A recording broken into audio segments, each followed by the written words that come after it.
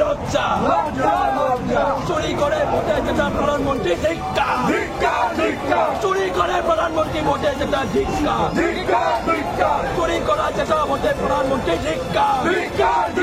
চুরি করা যেটা প্রধানমন্ত্রী মানছি না মানবো না চুরি করে যেটা ভোটে প্রধানমন্ত্রী মানছি না মানবো না বচ্চর কোটি চোর বচ্চর কোটি চোর বচ্চর কোটি চোর বচ্চর কোটি চোর দেশ কান্দি দেশ কান্দি রাহুল গান্ধী राहुल गांधी देश का नेता कैसा हो गरीबों का नेता कैसा हो छात्र का नेता कैसा हो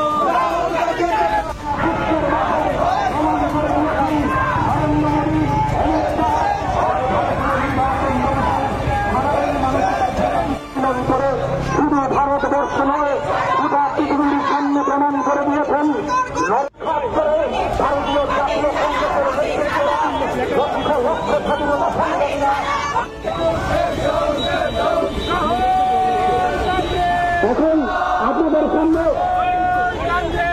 এখন আপনাদের সামনে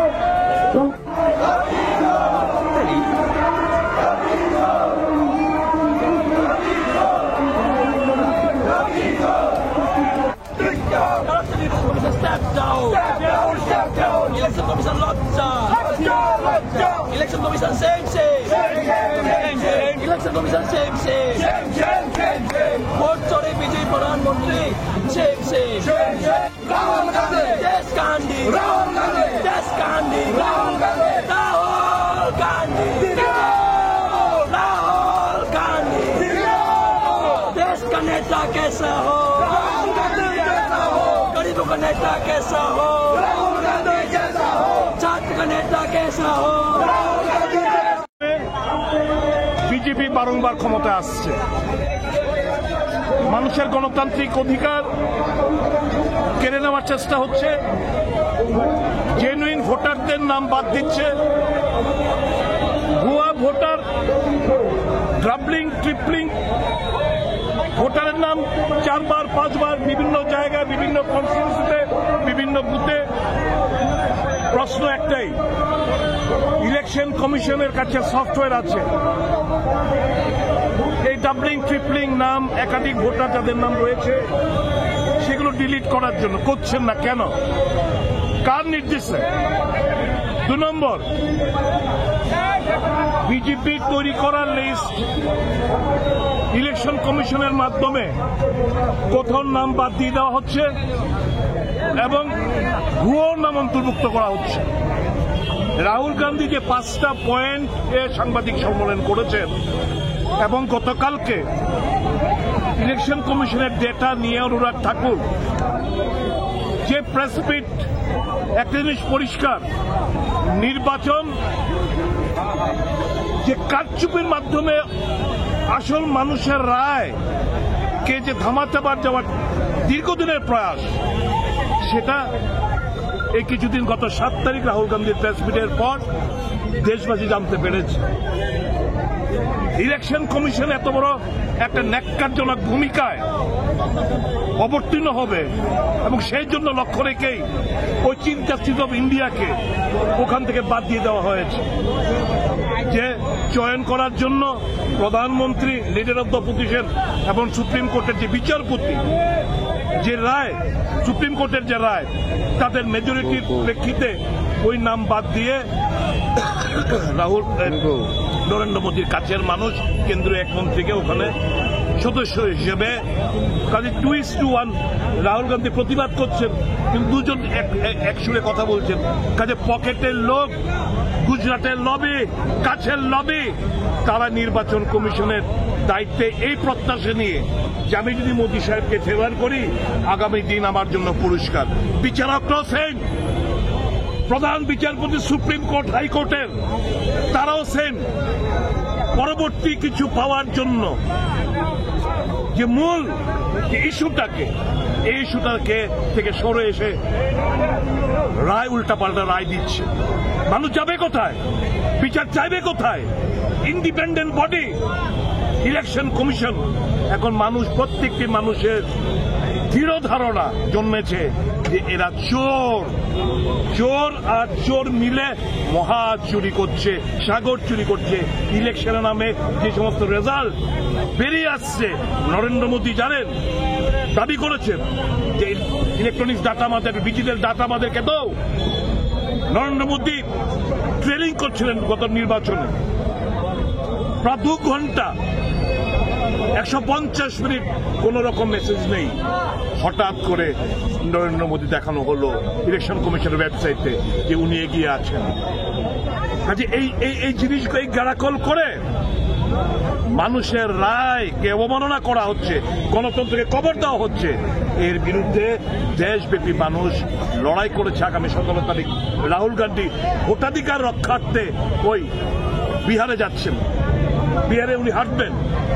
আজকে যে সুপ্রিম কোর্টের যে রায়, যে আধার কার্ডকে মান্যতা দেওয়া হোক, যে তালিকা লিস্ট টাঙিয়ে দাও, কে কি কারণে নাম তোমরা বাদ দিচ্ছে সবাই জানুক, জেনে প্রয়োজনে ফর্ম ফিল আপ করে এপিল করুক।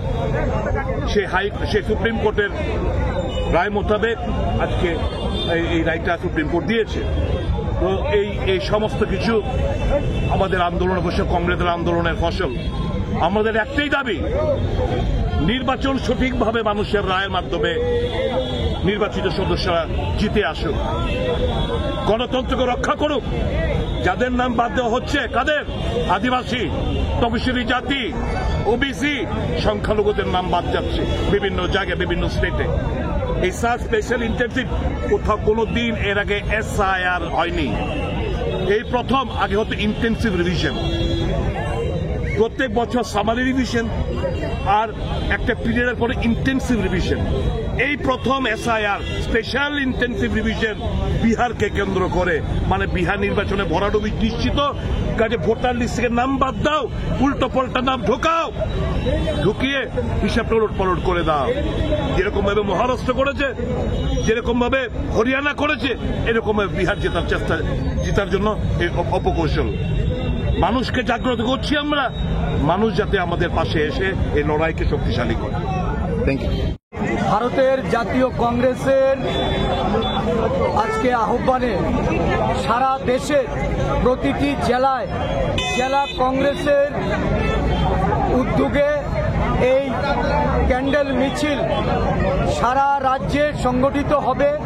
আমাদের রাজ্যের সাংগঠনিক 9টি জেলায় আজকে এই কর্মসূচি হচ্ছে। সদর জেলায় আজকে এই আগরতলা শহরের এই ক্যান্ডেল মিছিলের মাধ্যমে আমরা দেশের গণতন্ত্র এবং সংবিধানকে যারা নিধন করতে চাইছে, দেশের মানুষের ভোটাধিকারকে চুরি করে যারা ভোটতন্ত্রকে প্রহসনে পরিণত করে নির্বাচনে ক্ষমতা লাভ করছে, গত 2024 সালের লোকসভা নির্বাচন এবং তার পূর্বে ভারতবর্ষের বিভিন্ন রাজ্যে রাজ্যে নির্বাচন এবং লোকসভা নির্বাচনের পরবর্তী সময়েও আমরা লক্ষ্য করেছি নির্বাচন কমিশনকে কাজে লাগিয়ে ভারতবর্ষের বিজেপি সরকার এবং বিজেপি দল নির্বাচনকে প্রহসনে পরিণত করেছে।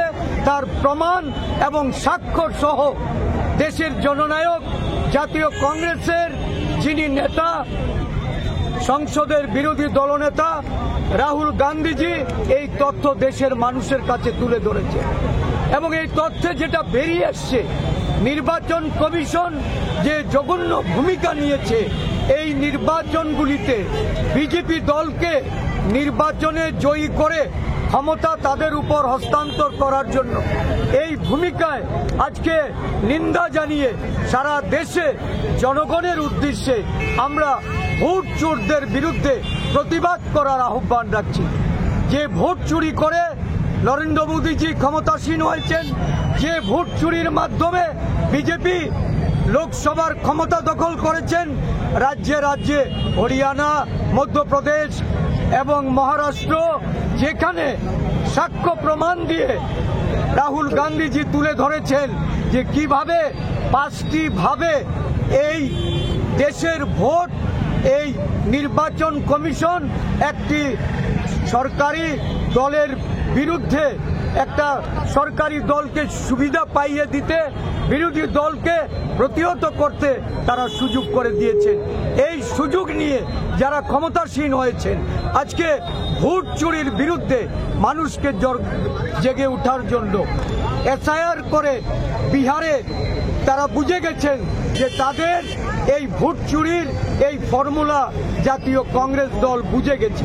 জাতীয় কংগ্রেসের জননায়ক রাহুল গান্ধী দেশের মানুষের কাছে তাদের পর্দা ফাঁস করে দিয়েছে। এবার নতুন কায়দায় বিহারে এসআইআর মাধ্যমে তারা আবার ভোট চুরির খেলায় নেমেছে এই নির্বাচন কমিশনের দ্বারা।